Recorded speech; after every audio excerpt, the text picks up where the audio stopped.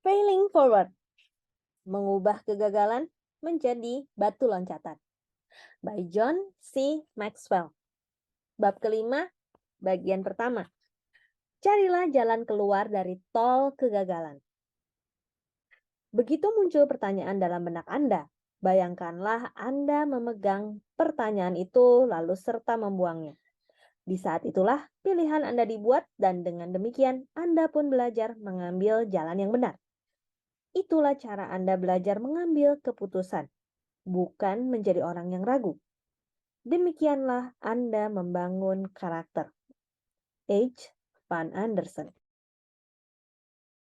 Profesor bidang bisnis, Gary Hamel dan C.K. Prahalad telah menulis tentang eksperimen yang dilakukan pada sekelompok monyet.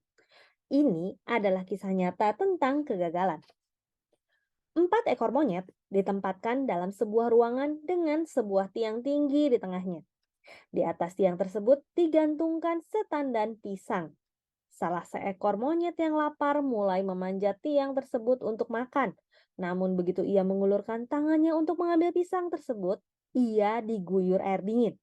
Sambil menjerit, ia melompat turun dari tiang dan melupakan keinginannya untuk makan. Masing-masing monyet melakukan upaya serupa dan masing-masing juga diguyur dengan air dingin. Setelah mencoba beberapa kali, akhirnya mereka menyerah.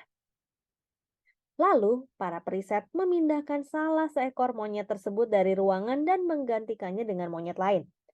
Begitu sang pendatang baru mulai memanjat tiang tersebut, ketiga monyet lainnya menariknya ke lantai.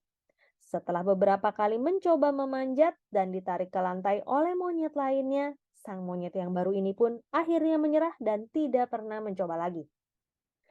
Para periset mengganti monyet-monyet yang semula satu persatu, dan setiap kali monyet baru dibawa masuk, ia pasti ditarik ke lantai oleh yang lainnya sebelum berhasil menggapai pisangnya. Akhirnya, ruangan itu pun penuh dengan monyet yang tidak pernah diguyur. Tak seekor pun berani memanjat tiang itu lagi, namun tak seekor pun tahu mengapa. Sayangnya, orang-orang yang telah terbiasa dengan kegagalan bisa saja menjadi seperti monyet-monyet itu. Mereka berulang-ulang membuat kekeliruan yang sama, namun tidak tahu pasti apa sebabnya. Akibatnya, mereka tidak pernah keluar dari apa yang saya sebut sebagai jalan tol kegagalan. Ungkapan kuno itu benar. Jika Anda melakukan apa yang selalu Anda lakukan, maka Anda akan mendapatkan apa yang selalu Anda dapatkan. Hadapilah kenyataan. Orang cenderung memiliki kebiasaan buruk, dan siapapun yang telah terkondisikan untuk menganggap bahwa kegagalan adalah takdirnya akan sangat sulit keluar dari tol kegagalan itu. Jika Anda merasa seperti salah seekor monyet dalam percobaan itu, artinya Anda tidak pernah dapat mencapai apa yang Anda inginkan tanpa mengetahui sebabnya. Maka, pelajarilah pola kebanyakan orang yang cenderung gagal dan solusi mereka yang efektif. Semuanya dimulai dengan sebuah kekacauan. Orang-orang diantarkan memasuki jalan tol kegagalan oleh kekeliruan, kegagalan, atau kekacauan yang seringkali mereka lakukan. Namun, orang-orang yang tetap berada di tol kegagalan tidak merasa bahwa itu adalah salah mereka sendiri. Mereka seperti pengemudi yang menulis penjelasan berikut atas kecelakaan yang dialaminya. Begitu saya sampai di persimpangan, ada penghalang di depan saya sehingga pandangan saya terhalang. Tiba-tiba saja muncul sebuah mobil entah dari mana menabrak mobil saya lalu menghilang. Tiang telepon itu mendekat dengan cepat.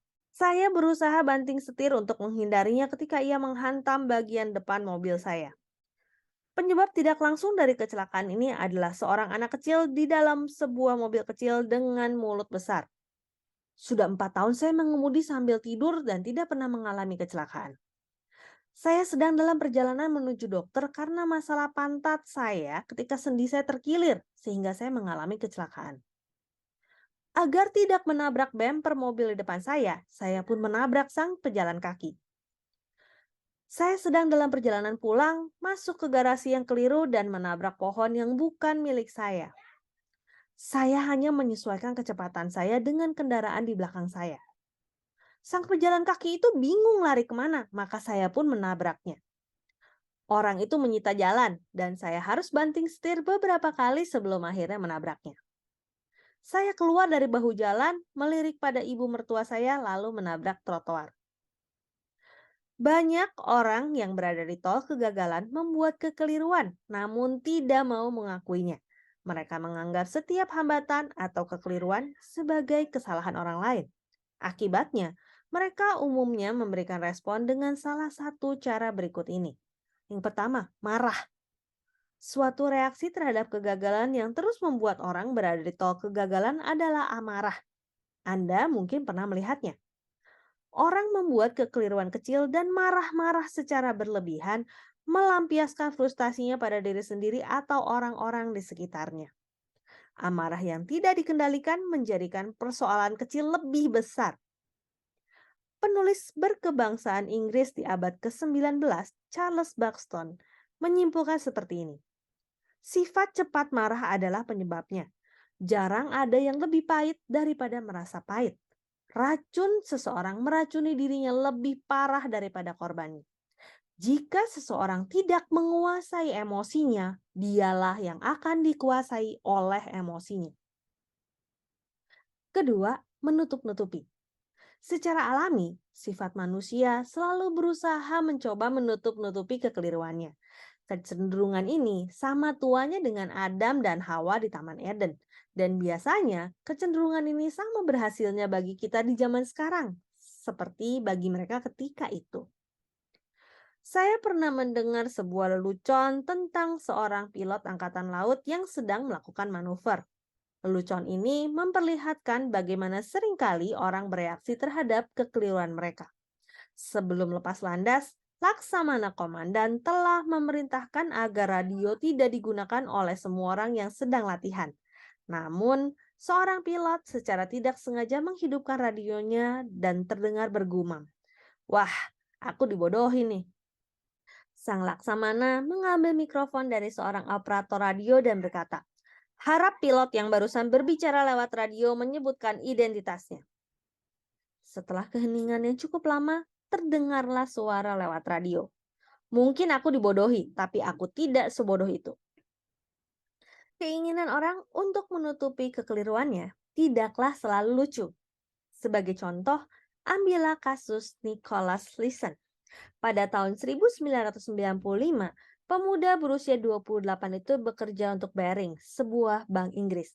Ia mengendalikan sejumlah besar uang bagi perusahaannya yang ia coba tingkatkan lewat investasi yang disebut investasi gaya kuno, casino style investing. Ketika transaksi yang dilakukannya ternyata merugi, ia menutupinya dan melakukan transaksi yang bahkan lebih beresiko lagi untuk menutupi kerugiannya. Para analis mengatakan bahwa itu adalah seperti membuat taruhan habis-habisan dalam perjudian. Persoalannya adalah bahwa ia terus kalah, menciptakan kerugian yang semakin besar. Akhirnya, perbuatannya membuat Barings rugi 1,3 miliar dolar. Tindakannya membuat salah satu bank tertua di dunia itu bangkrut. Stanley Judd mengatakan, janganlah buang-buang energi untuk mencoba menutup-nutupi kegagalan. Belajarlah dari kegagalan Anda dan majulah terus menghadapi tantangan berikutnya. Gagal itu tidak apa-apa. Jika Anda tidak gagal, Anda tidak bertumbuh. Siapapun yang ingin keluar dari tol kegagalan perlu mengakui kegagalan itu dan tidak menutup-nutupinya.